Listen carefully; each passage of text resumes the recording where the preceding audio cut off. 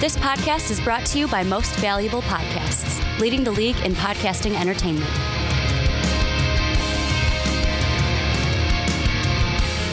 Hello, everybody. Welcome to another edition of The Outcasts, episode 6. Got my man Buzz on Buzz and my man Juice. I've been working a lot lately. It's been a long week for you already, I can tell. I'm back on the railroad, man. I don't even know how to lead in anymore. So tired. Tired of work. Tired of everything. Just tired. Well, we got beer. Oh, absolutely. I actually have not had a beer since I've been back to work, so this is fantastic. I cannot wait. Cheers to you, my friend. Cheers to you, my friend. Lead us in. So today we got a great show lined up for you. I'm not going to say jam-packed show anymore because I guess Ricky says that. Yeah, we can't copy that. Yeah, I don't Viking fan. Yeah, I don't want to do that, so I'll make my own thing. So we got an awesome, great show for you today. Bases loaded show. How about that? Even we got better. A bases loaded show with Yohan Moncada up at the plate. So we're going to preview Ricky's full 7-round mock draft he did. You can find that at mostvaluablepodcast.com. It's a complete full 7-round mock draft. Dude went hard. That guy's nuts. Yeah, that's a lot of no dedication. shot I would ever do that. I would. No shot. Absolutely not.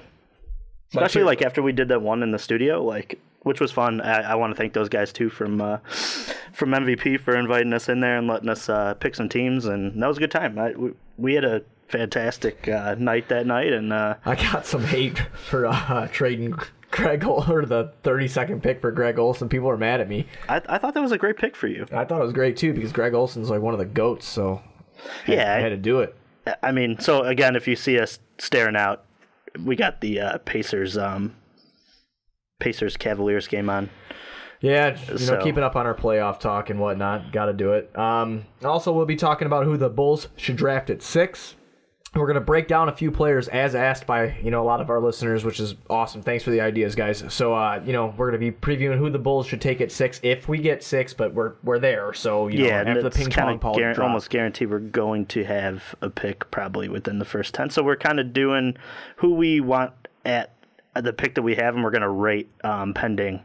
If one person falls us, we're going to address several prospects in this draft. So stay tuned for that video. Right, and we're actually going to keep in this video we're going to do the ones that we think we'll be getting with 6. Thankfully we can't fall below 9, so we'll be doing the ones that we can get possibly at 6, and that's where we're just going to gauge it for right now.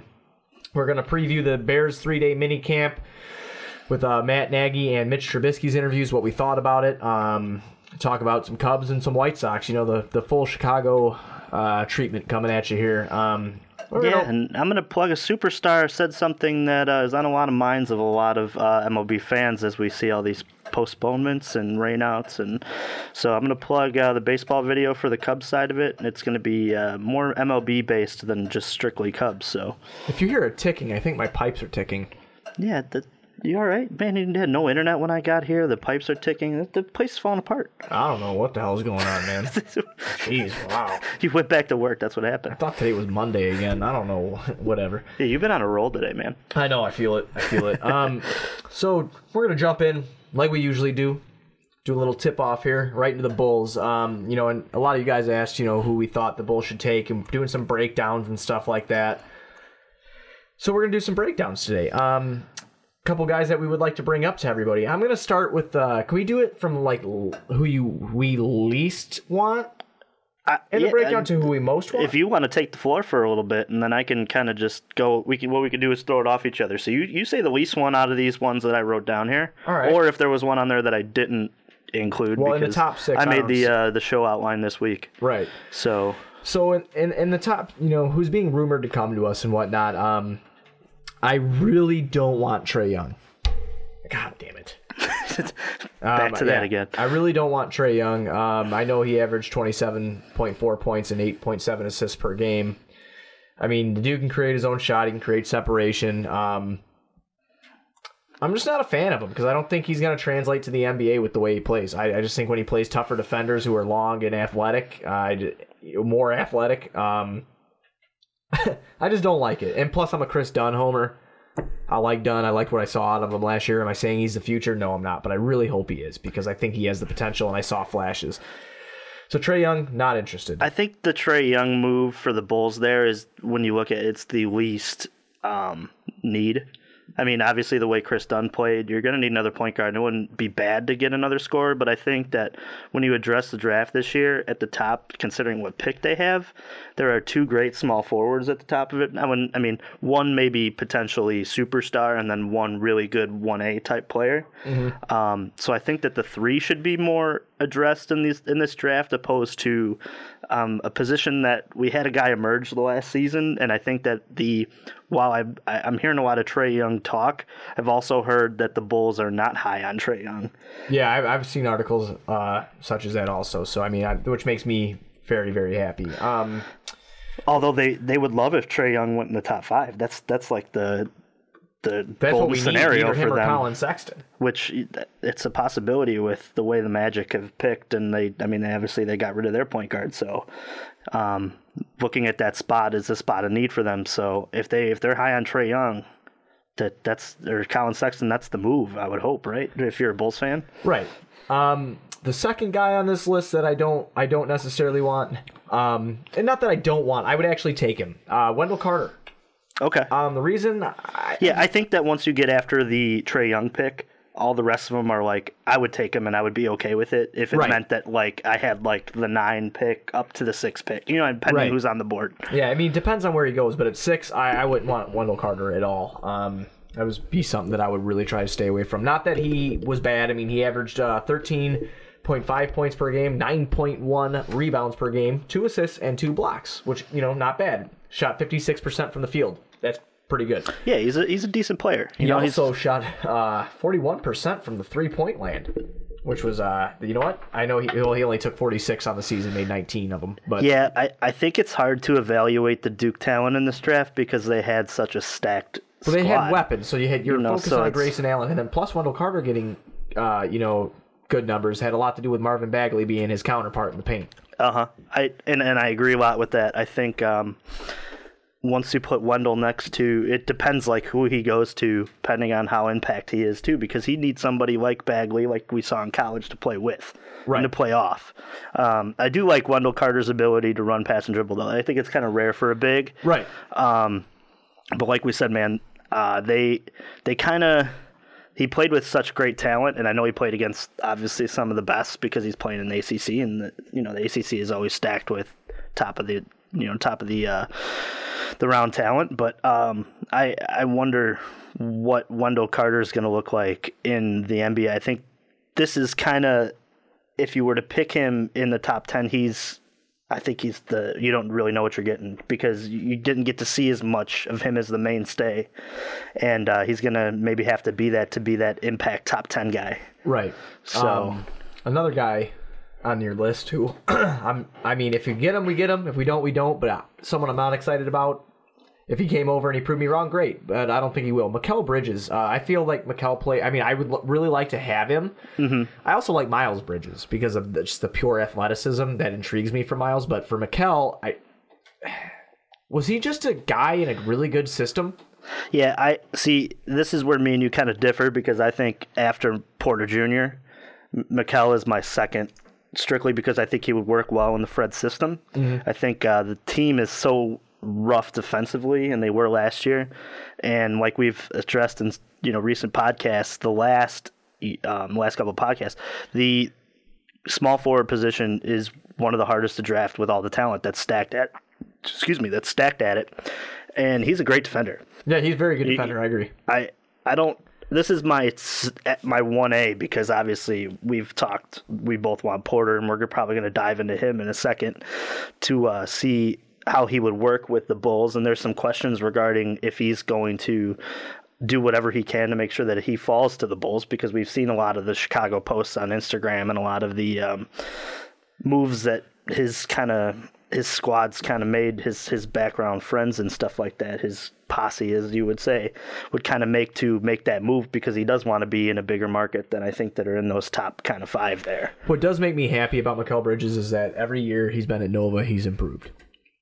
I understand that comes with more playing time, but the jump that he made last year from 2016, 2017 to 2017, 2018 seasons, he went from 9.8 points to 17.7 points a game. His rebounds went up. I understand he's getting a couple more minutes. His assists went down, but his blocks went up. His steals actually went down in more minutes. I just think that he was asked to do more, probably. Right. But I do think that, Mikal would be a good pick. I'm not saying he wouldn't be a great pick or a bad pick. I don't know. I like Miles Bridges, too. Those Bridges boys, man. It's the Bridges boys. A lot of it depends, too, on what pick that they even have now. Right. I mean, I'm not taking Miles. But I couldn't do Mikal with the 6th pick either because I think Luka Doncic. But then again, you said they could drop to 9. That's the lowest. At 9, if you get Mikal, I think I'd be pretty excited about that. I'd be fine with that, for sure. I mean, I think that's the $1 million question. Obviously, as we do these, it's tough to know who's on the board. I don't want to make excuses for myself, but Mikal at 9 I think that's a steal. I think he'd be a great player. He's not going to demand touches, and I think if you bring back Zach, and obviously with Chris Dunn being a ball in hand type guy as well, and obviously you're going to have to get your touches for Lowry, I think that he would be somebody who's not going to complain about getting shots up, and he's going to play the offense, and he's going to listen to Fred and play solid defense, which they need those things. Right. But like we said, we need a playmaker too at the 3. You can't just plug and place, your typical corner jump shooter or whatever. Right. The next guy who I'd be excited to get would be Mohamed Bamba because I feel like he could play really nicely next to Lowry with his defense. Mohamed Bamba averaged 13 points per game last year with about 10 and a half boards. 4 blocks, man. 3.7 blocks, but 4 blocks a game if you round up, man. He's a game changer defensively strictly because of his wingspan and how much floor he covers. How fast he runs the floor. Yeah, he moves very well, laterally side to side. I think that he's because I've obviously said that I like Mikal at the 3 because I think the Bulls should address 3 in this draft. Right. But if they got Bamba, that would be my 3rd favorite pick. Right. Out of these ones that we've addressed so far. I like the kid. I think that he's going to put on a little bit of weight, and I think he's going to end up having a decent offensive game. And even if he isn't, his floor is probably Tyson Chandler, right? I mean, yeah, right. At his height, he's really something else, and probably maybe a top 5 center in the league if he can. He's got a little midi too. He's got a mid-range game on him, so I mean it'd be definitely interesting to see. And that number 1, I'm sure all of you guys know. I know that these numbers are not great. 10 points per game, 6.7 boards, 0.3 assists for somebody that should be what we're wanting to be a playmaker here. But my first pick, and just because the kid at Nathan Hale High School. He was a beast, and he got his teammates involved. Yeah. He could shoot, he could run the floor, he could defend, he could do it all, and it's Michael Porter Jr. I think the reason his numbers look so crappy is because he's coming off a back injury. He wasn't 100%, and I think he was trying to show a little bit of something, that he is worth he is all about the hype, I guess you could say. So, my question to you, and I brought this up in the show, obviously in the draft, if you want to go and play somewhere, there's ways that you can kind of enforce the that you don't get picked. Obviously interviews happen. Obviously with the back, he's going to have to release his medicals. And if he doesn't, I think that there's a lot of teams that kind of just say bye. Right, it's the most definite gamble. So especially since there's so much top-heavy talent in this draft that if you do miss on a Porter Jr. and you didn't see the medicals, that's a move that gets a GM fired. Right. I think his best move, if he really, because there's been a lot of talk to this that he wants to come to the Bulls, because as we've seen his Instagram, we've seen his Snapchats and stuff like that. He has been in Chicago. He's going to be doing a lot of things in Chicago because I think his agency is based in Chicago now, where he signed for his agent. I know he's doing a lot of work with the city. Did he sign with an agent? Rumblings that I've heard is that he is looking to sign at an agent in Chicago. Oh, okay, right. Because I saw Jonte didn't. Right. As far as I know, but I'm sure he will too. Absolutely. They're probably a package deal. They're going probably the same agent at that point, right. I would imagine. Right, yeah, what do you think? But there's certain things that he could do to enforce if he really does want to go to the Bulls at 6, and obviously the Bulls having the 6th pick would be huge because I think that's probably from a lot of mock drafts where we've seen him obviously slotted for the draft. But if he didn't release his medicals, that's probably the first move that kind of shows his hand of where he wants to go. Right. I mean, obviously all these guys have, they all want to go somewhere. Don't let them lie to you. That's all of them say they want to be the number one pick. I'm sure that's the truth, but how many of them really want to go and play, obviously, for that franchise? It's kind of, it's tough to see, obviously we don't know who's going to have the number one pick, but the guy who goes to play for Memphis, if Memphis gets the number one pick, that guy's going to have to be the guy from day one. Oh, absolutely. That's a lot of pressure. If you come to the Bulls, it's not so much pressure because you got a couple young keys already. Another guy I forgot to bring up was Marvin Bagley.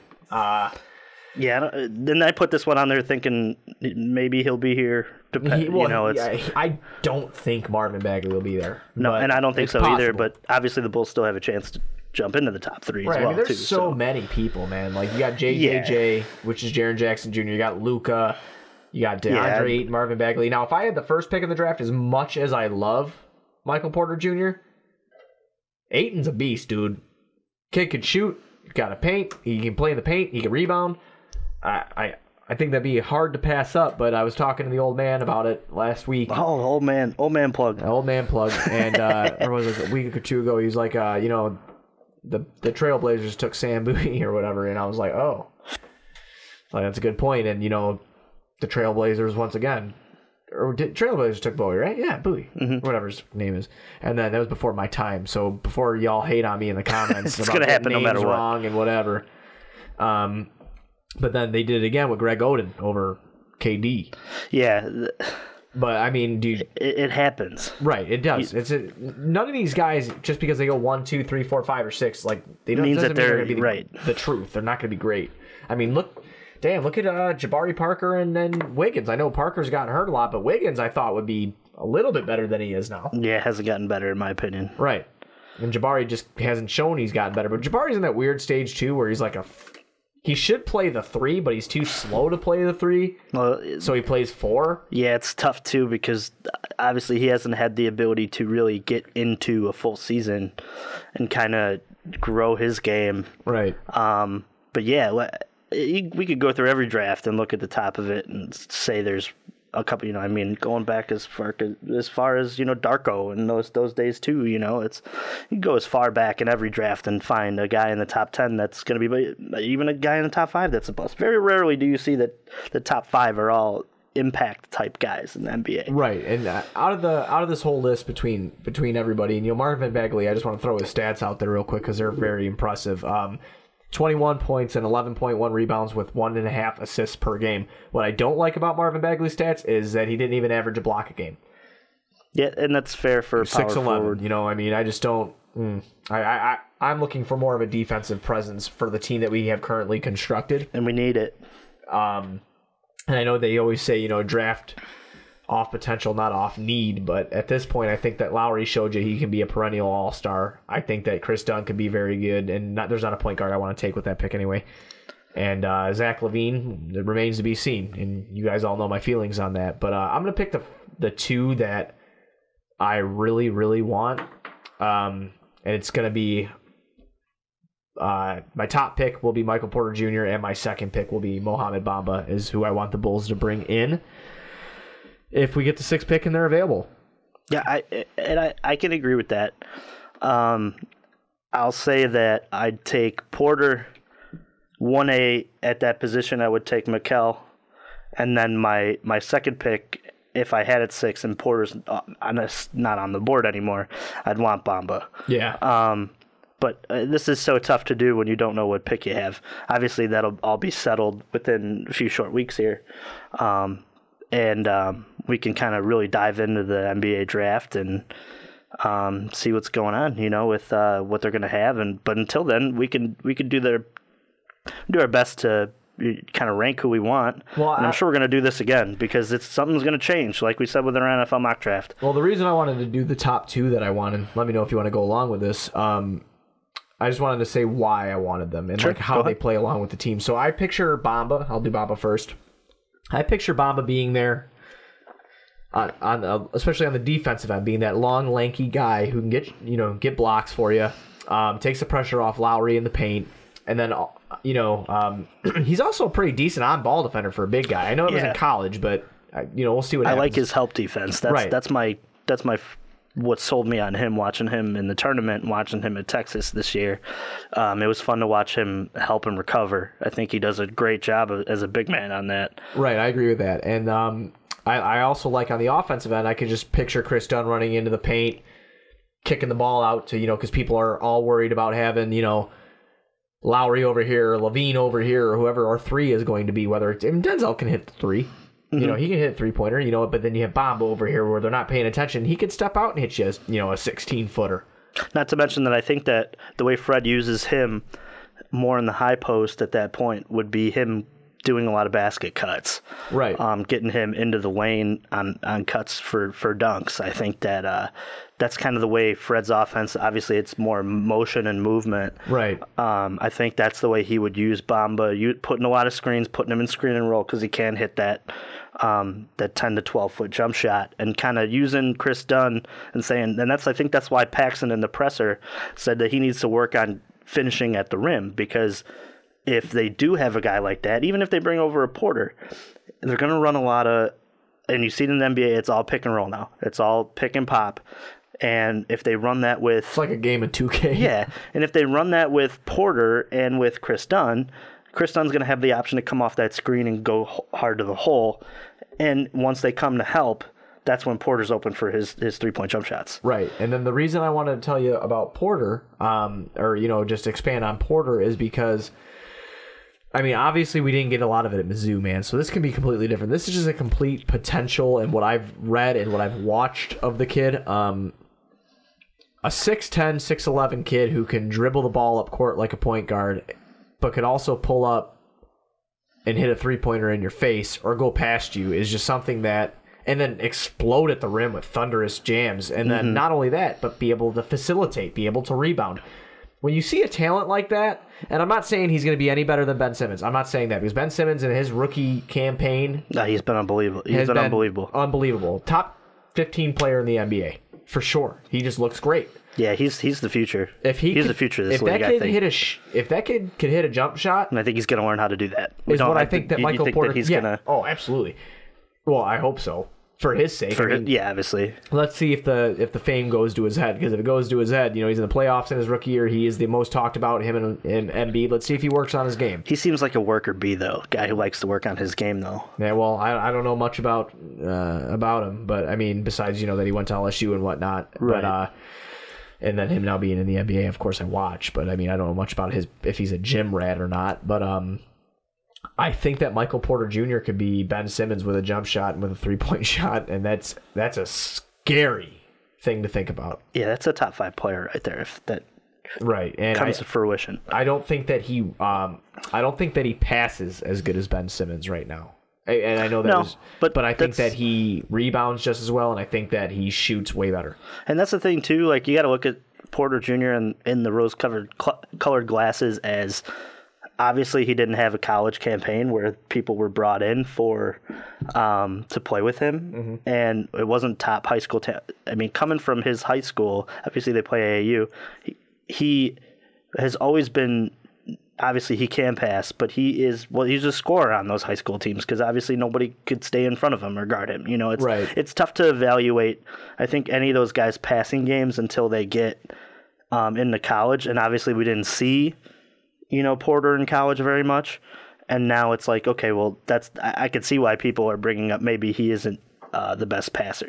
Right. I just think that with Porter playing alongside Dunn, Levine, and Markkanen, and whoever our center ends up being, Kevin Love's so good at getting rebounds. Yeah, he just got stripped though. But I can imagine him running up the court, Dunn going off ball, making a sweet cut towards the rim because how elusive and fast he is. Just a million things I could picture with it. But those are my two. Yeah, I think that's like dream scenario for Fred too, because Fred would probably take Porter's skill set and use him as that point forward eventually down the line. Maybe not right off the way because obviously you have Chris Dunn, but that kind of opens up the rotations that Fred can get with using, obviously, Porter as a point forward, putting shooters on the floor like your Denzels and Obviously they're probably going to go out and find some jump shooters because they don't really have too much right now. Obviously the roster is not set for contending yet. That's one of the last things you do is you bring in guys to space the floor, because you can find those guys. But I think that really kind of opens up the door for Fred to get creative, if they can get Porter. And I think same thing with Bamba, though. I know that he doesn't have the most polished scoring game yet, but I think that it's an interesting idea to have a guy that tall and that quick and obviously elusive because, man, LeBron James just can get anywhere on the floor. He's so good. So stupid. I hate you. Yeah. But I like watching you. They really kind of shut up Indy in this game so far. But this happened the other night. He has to play so many minutes. He gets burnt out. And then this is in the third quarter is when they always come back. But you notice what they've done. I know we're getting off topic here, guys. We're sorry, but you notice what they've done. They've LeBron James just they pulled the D Rose tactic there. They switched LeBron on Oladipo, and that's when the series ends. Yeah, but Oladipo still he can still get to the rim, and I think that that's the way that they. I don't know about the series being over. I mean, I would still say that Cleveland's going to win, and I said going in this, we were having this conversation off the wavelengths here. I think that Cleveland does win this series, but I think that it's kind of shown that it's been more difficult for them. And I think that maybe this goes a little farther than I kind of going into it thought it would be. Obviously, they're 4-5, so it's usually slated to go at least 6. But it wouldn't surprise me if this series goes 7. And I do want to say one thing. No disrespect for us not really diving into DeAndre Ayton or Luka Doncic. I figure those guys are going to be gone before 6. Yeah, I mean So I just want to be realistic. I want to be realistic about what we're talking about. What's the percentage getting the number 1 pick for the Bulls? It's real low. Oh, it was like 3.8%. Yeah, it's probably not happening. No, probably not. But perfect transition point here from NBA. We will be covering playoffs and stuff like that, guys. If you want us to, just let us know in the comment section down below if you want us to go ahead and do that. But we had a lot of requests for the Bulls draft this week. Right, so we wanted to hit. So next week maybe we'll do a little bit more playoff basketball. Right, and be sure if you are watching us on YouTube to hit the like button, comment, and subscribe. If you're hearing us on iTunes or any of the other shows on the Most Valuable Podcasts family, such as the Onside Kick, the Fast Break, and the Primetime Podcast here on iTunes, you guys go ahead and throw those a 5-star rating and a comment down below on why people should listen to it. If you would like an awesome t-shirt, you can go to patreon.com/mostvaluablepodcasts. That's not for the t-shirt. That is not for the t-shirt. You go to patreon.com/mostvaluablepodcast to donate to earn yourself some cool prizes. Then you can go to mostvaluablepodcast.com to Jesus Christ, to get yourself a cool t-shirt or learn about us. Man, just to level with all you guys, I went back to work this week. I worked 12-hour shifts. Dude, this is probably the least exciting. And I want to apologize to all the viewers. I'm also, I traveled this week. I drove 2,000 miles this week in Michigan and in Indiana. And me too, man. Like I'm tired. Yeah, I'm just a little beat up, dude. It's been nuts. It's been nuts at work. It's been busy. And then, of course, going back after the baby was born was rough. I mean, but I understood, man. I got a job to do. I got to provide. That's what I got to do, Not only that, it was your wife's birthday this week, too. Oh, that was the day I went back, too. I had to go back. Probably the best birthday gift she got ever. Oh, yeah. She got a little break for me, for sure. Trying to hug the baby all day is what I'm trying to do. No, but let's plug that right now. Happy birthday to your wife. Happy birthday. It was on Wednesday. She'll watch it. She turned 26, and she's just great. She is. Yep, she's just great. But yeah, so all those things that I just plugged before, go check that out for me. Also follow our friends at Bulls Scripted and at 3 Guys Sports. Check those guys out. Cool dudes.